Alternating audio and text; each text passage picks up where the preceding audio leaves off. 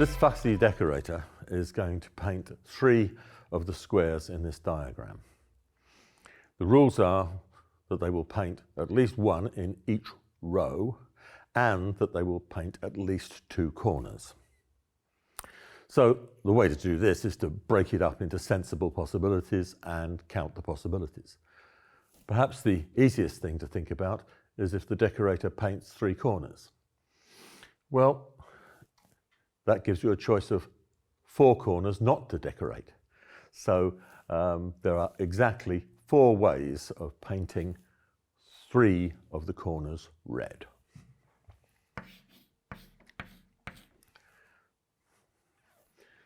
Now let's suppose that the decorator, paints only 2 of the corners red. Well, they might be in the same row or they might be in different rows. So let's suppose that they are in the same row, perhaps the same top row.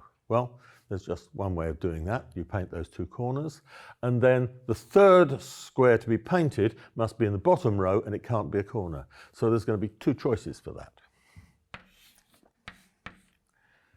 Equally well, the decorator might decide to paint the 2 corners in the bottom row, in which case the 3rd square to paint is going to be one of the non-corners in the top row. And there's 2 ways of doing that.